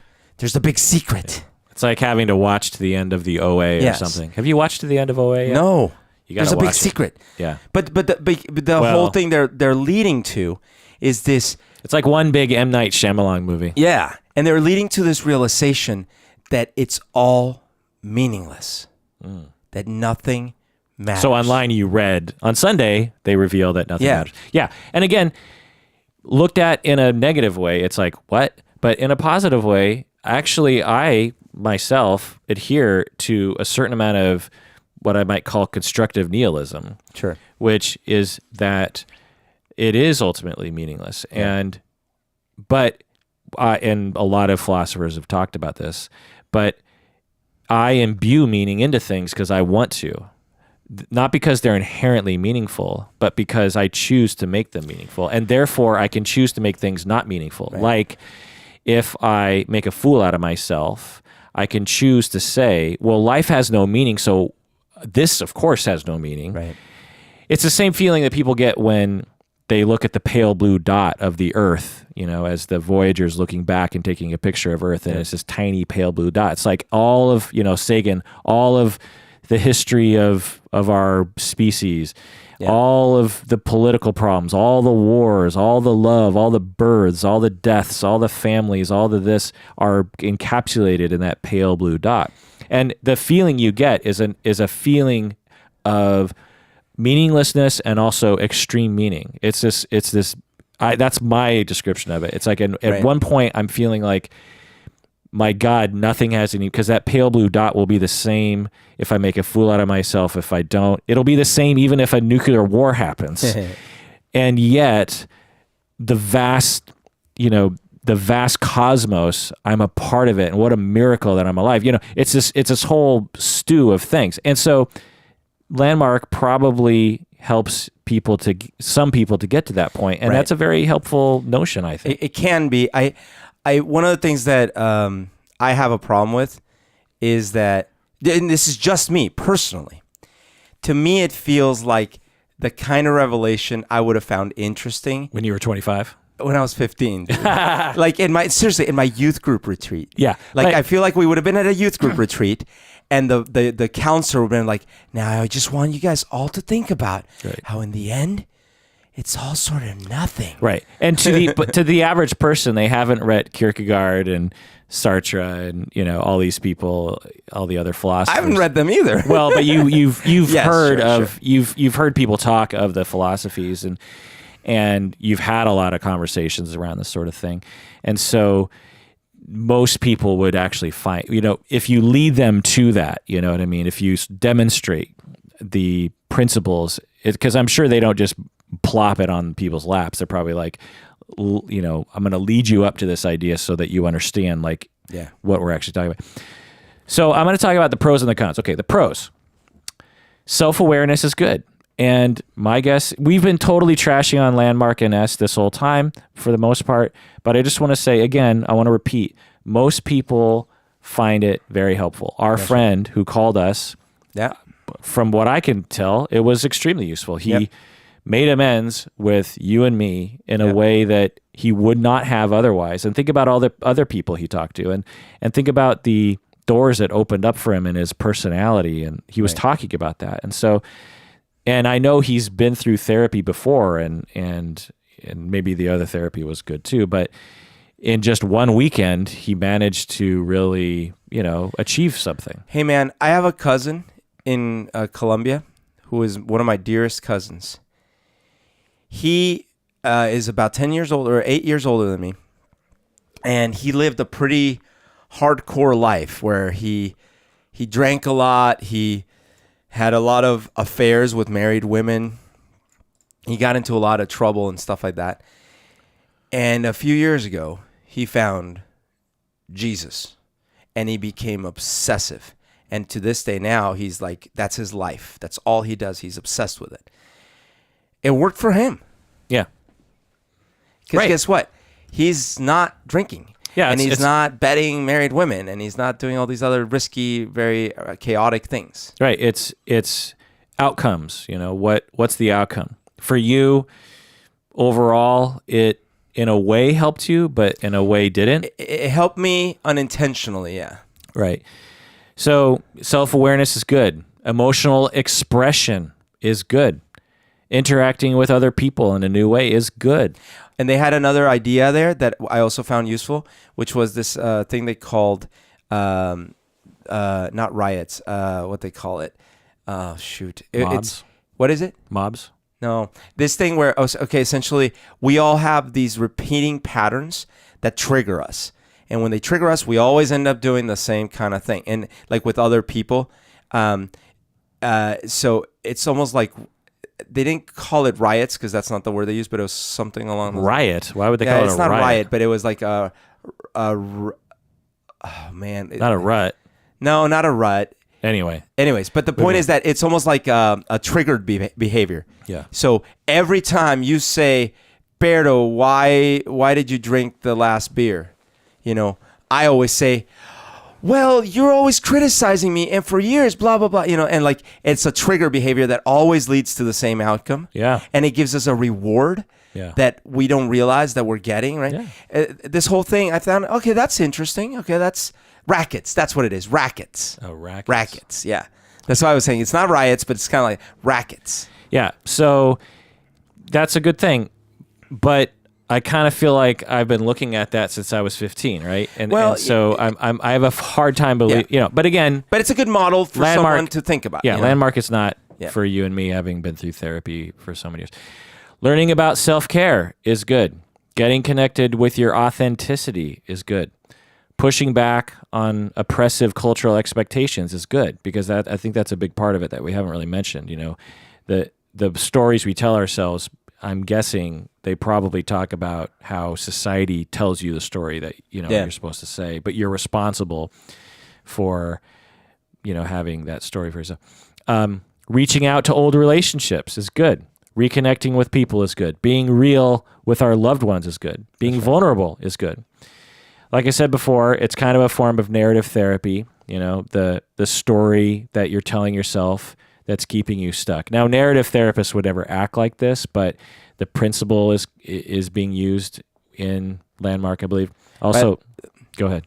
By the way, there is a slimy part that I noticed in the reaching out to others that I didn't realize when I got the call from my friend, but I realized when I was in it, because the way they talk about it, it's weird, but it's not just about you reaching out because of your own process. It's because they want you to recruit. Right. And that was definitely there. It's like they want you to recruit. Yeah, I think our mutual friend, when he talked to me, I think he kind of dropped it. It was pretty light. I remember it wasn't hard for me, but I remember... I just don't think he did a good job based on what they want him to do. Well, I know all about Landmark, and so when he started talking about it, I probably knew right away, like, well, eventually he's going to try to get me to come to something. And I think I told him, like, I've been to it already. I don't need to go again. I felt like he did a great job as it concerns me and how he respected me. But I feel like he let them down because he didn't do the hard sell. It's like existential therapy, and that you take responsibility and the meanings that you make. It's also sort of like REBT, in terms of like what's the evidence. It sort of has a streak of REBT. All right, the cons. Now, it's hard for me to talk about the research and the empiricism regarding Landmark because there's not much research. I think it's because those in psychology and psychotherapy, they either don't know about Landmark because it's not that big, it's not a huge phenomenon, or they don't care about it, which I think is sort of weird and dumb because it's fairly popular. Yeah. And psychology could learn a lot from its pros and cons, and people should know the empirical effect of it. You know, I think it's a little failing of my industry that we're just basically ignoring it or not paying attention to it or something. There's a certain attitude in psychotherapy and psychology that if it's not in our field, we kind of consider it a quack and we don't pay attention to it. It's sort of like, well, that's a quack industry, and who cares about those people? But it's like a lot of people are going to these things, and I just feel like we should be looking at it. Anyway, and there's been some studies, but not enough for me to talk about. As we've been talking about, another con is what in religion and Christianity they'll call witnessing to others is super shady. Like in some of the most popular religions, one of the central ways you're evaluated is by how many people you can get to come to the congregation and essentially attend and pay money. A quote I found on the internet: "One of the most irritating aspects of the forum is the hard sell to sign up future participants. Yep. Leaders encourage people to bring friends and family to a session to help celebrate their newfound love of life and invite them to enroll in the next available weekend." Yeah. Unquote. as I said before, imagine if I required all of my clients to recruit other clients to come to me. Right. I mean, if I did that, or if you heard of a therapist doing that, you would be appalled. You'd say, so wait a second, you're hard selling your own clients to go out there and drag clients in, not just try to spread the word, but actually drag them into your office. Well, you're actually telling them that part of their process of recovery or of change and growth is to bring others. Right. And then you do a bait and switch and say, no, actually, you're here because I'm trying to sell you on something. Imagine if I, Kirk, did that. Yeah. I would be run out of the business. Yeah. People would throw me off of a cliff. That's a terrible thing to do. And yet Landmark does this all the time. That would be crazy. You show up, it's like, hey, listen, I need you to come with me to my therapist because there's something I need to get off my chest. I'm like, oh, okay. Yeah. And we go, and I'm sitting there, and they're like, do you want to join this therapist for therapy? It's like, what? Right. Another criticism I'll say is that therapeutic transformations are not real. As a therapist who, when I first started out, really was seeking to have my clients go through therapeutic transformations, I'm here to tell you that they're extremely rare at best, and they're likely never actually real. It's what people see on TV and movies and stuff. It's like this idea of like you have this breakthrough. Yeah. And that just doesn't happen. Now, there are sort of eureka moments some clients will have. Yep. But this idea that like your whole life is going to be transformed by one emotional experience is just not realistic. But it's very easy to manipulate people to believe this because it's in our culture. That's right. I, as a professor, I actually have observed colleagues of mine who use this. I don't think they're using it intentionally in a manipulative way, but they're using it to make them seem like excellent professors. They'll create an emotional experience for their students and engineer, because these students are susceptible. Yeah, and they're trying to please the professor, and they're also training to be therapists, so they're kind of willing to go through experiences like this. And I know, I've been teaching for almost 20 years. I know I can engineer a class to make most people cry.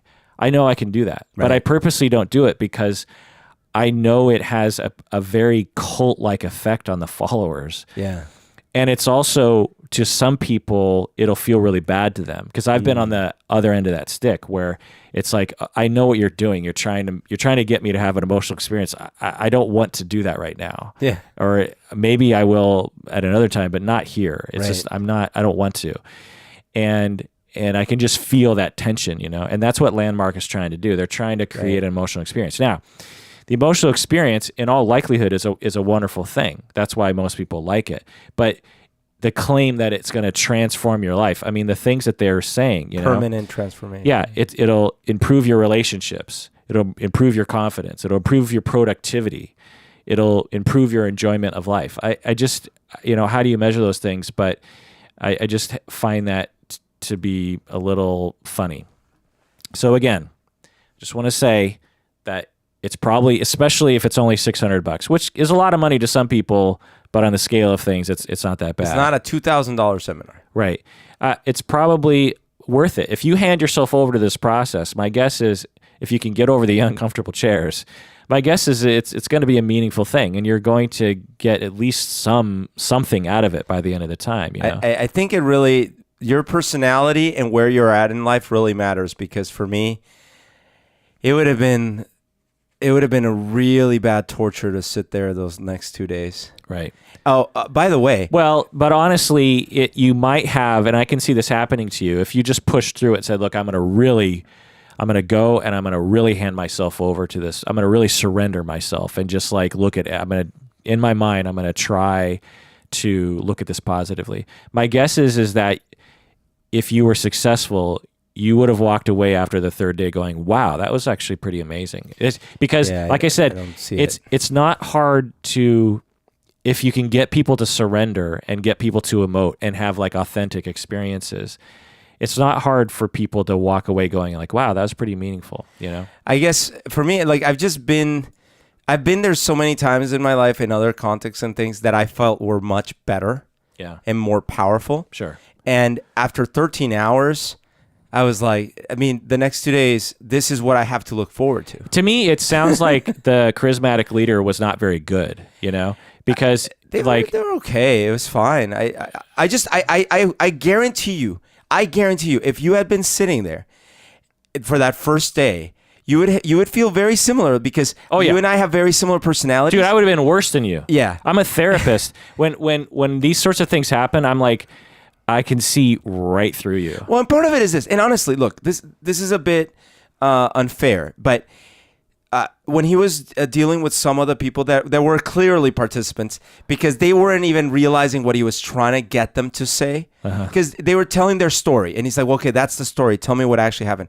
And like they wouldn't get it, so they would keep saying a story, right. And it dragged on. And I'm sitting there going like, okay, well, unfortunately, that is the process they have to go through. But I'm not learning anything from this because I'm just sitting here watching someone painfully get dragged through the mud. Right. And it's like if I were doing this in a small group, if it was like 6 of us and we got more one-on-one time and more group time, I could see it being way more helpful. Right. But because it's this huge hundreds of people and you're just sitting there waiting and waiting, 2 minutes to talk about yours and that's it. Yeah. Actually, come to think of it, imagine if they broke you into groups of 5 or 10 and had everyone do the exact same thing. Yes. My guess is like it'd be amazing because you'd be participating. You know what That's I mean? right. Anyway, and that's called group therapy, which happens all the time. Anyway, another thing is that it totally ignores and misunderstands trauma. This is a quote from the internet.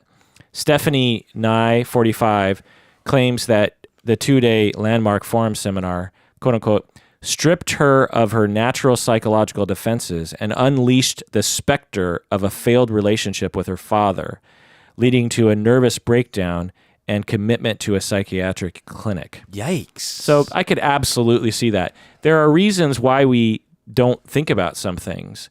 And for some people, the consequences to thinking about these painful traumas is a psychiatric exacerbation or the beginning of a symptom, So it's to just get people on stage and just like confront them until they do this sort of thing is because they didn't have therapists on hand, right?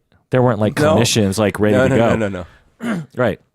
Also, the marketing is sleazy. On the website, 94% of participants report that Landmark improved their relationships, their confidence, their productivity, and their enjoyment of life.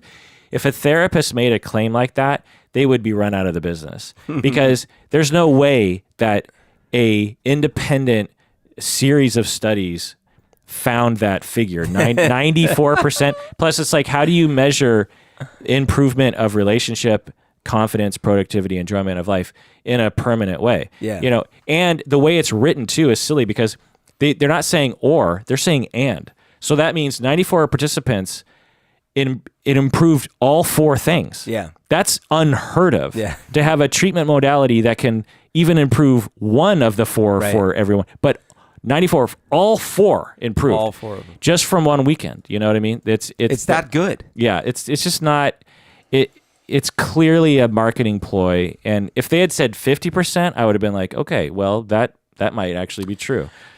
But by the way, there's another hint. But you're saying maybe if I had fully committed. But here's another hint of why, in this case, sort of seeing through it is not too far off the mark. There were people in the forum that have been through the forum for years. Yeah. Like seriously, they have been doing it for years. Yeah. And there are people that I met that I talked to and also Lita did it. Lita did it for years. She might still be doing it. I don't know. That have been through the advanced courses and all these things. Right. I'm not saying it hasn't helped them. No. But I think it's if you not what you just read on that website. Right. Because we know them from the outside and we're like, you're not that much different. You know what I mean? You're kind of different, maybe. So I cannot deny that it's helped or not. I actually think it has helped, at least in the people I'm thinking. But that hasn't like completely altered their personality. And this is going through forum, advanced courses, all the side courses, all this other stuff, and becoming active in that community. Right. So I know from my it's same as therapy. experience, Therapy, you can go through years of therapy and see, similar kinds of things. Absolutely. Look, one of the things I loved about The Sopranos presentation of therapy is that there were many times throughout the series where Tony thought he had the one breakthrough, and then he like got all excited, and he's like, I don't need therapy anymore, and he started changing all these things. And inevitably, the counselor was like, listen, we still need to. And he's like, no, I think I got it. This happened more than once. And inevitably, that wasn't. And then he'd always like come back and he's like, how come this isn't working? And he'd get upset. He's like, I thought this was supposed to like fix all my problems. And I actually could relate to that because it isn't like that. Yeah. It isn't these breakthroughs that all of a sudden your life isn't forever changed. So in closing, I want to go over the criteria of a cult because it's often referred to as a cult. And I feel like a lot of people are just stirring out around that word cult a little too easily. So this is my criteria for a cult based on others' criteria. Absolute authoritarianism, no tolerance for criticism, fear of the outside world. The group has, the cult has an us versus them mentality. Former followers who left the group are always wrong for leaving. Individual identity is lost. Isolation from family and friends.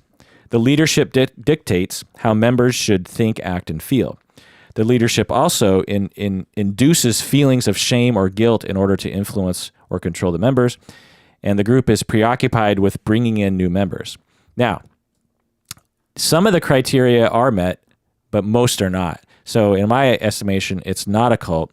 It's often claimed, I think, to be a cult by people who have hostility towards Landmark, people who are like therapists. Essentially, it's like, well, they're competing with my money. Essentially, it's like people are going to go to this thing instead to me, and so I'm going to blast Landmark and call it a cult.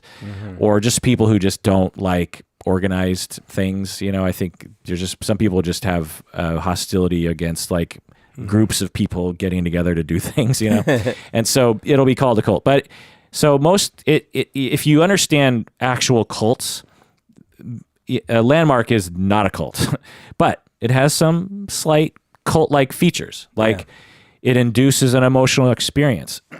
Cults will often do that. They'll often be an emotional kind of manipulative. They probably wouldn't think of it as manipulative, but there's often an emotional experience. They often make grand claims. Landmark makes grand claims. They also try to develop a dependency on the system to continue and continue and continue and continue. Right. It's like, be one of us, and if you're not one of us, we reject you. There's encouraging conformity to the group with that sitting down, wearing the name tag, that kind of thing. There's a charismatic leader. Often in cults, there's a charismatic leader.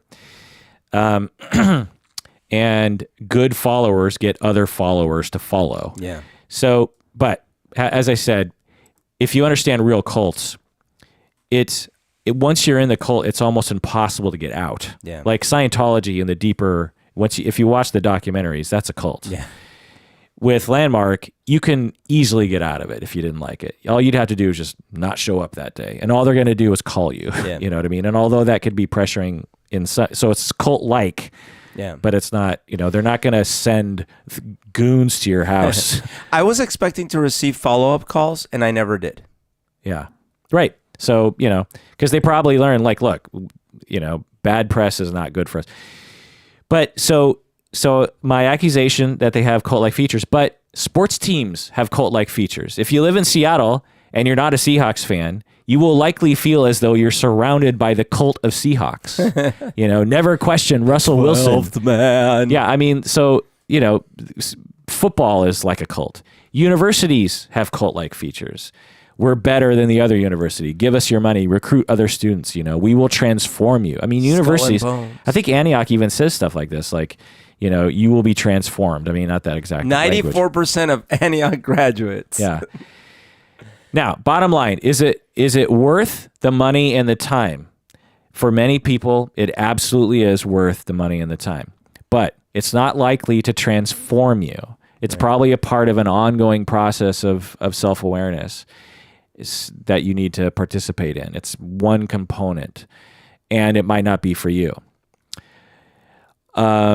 And know that just because it creates an emotional experience that's new to you and feels good, that doesn't necessarily mean you're transformed or that your life is going to be miraculously different from that point forward. It's a wonderful experience, and I've had those. As a therapist myself, I've been through a lot of these experiences as a student, as a as a colleague, as a client, as a therapist, when you have an emotional cathartic experience, it feels good. You cry, you sob, you laugh, right. You're elated. It feels good and it's healthy. But my life the next week is not any different. You know what I mean? I'm probably a little more emotionally healthy. I might be a little bit more open, but it's a part of an ongoing, lifelong process of being authentic. It's not just these seminars. So if these seminars teach you to do it ongoing, then great. But just having one emotional experience, that doesn't like unleash your sanity. Does that make any sense? Yeah. All right. Well, that does it for that episode of Psychology in Seattle. If you have a hate mail, send them to trump@trump.com. Just joking. One of us. Now, you can just send an email, contact@psychologyinseattle.com. Tell us about your good experiences you've had with Landmark. Yeah, or whatever. But again, if you have just a bunch of like, how dare you critique something that should absolutely be critiqued, then, keep your fucking words to yourself. I don't want to hear it. If you have an actual, if you want to have a dialogue back and forth with me, great. If you want to offer some data, great. But be respectful. Use your social skills, people. Social skills, because we all deserve it. Also, take care of yourself. Why should they take care of themselves, bro? Because you deserve it.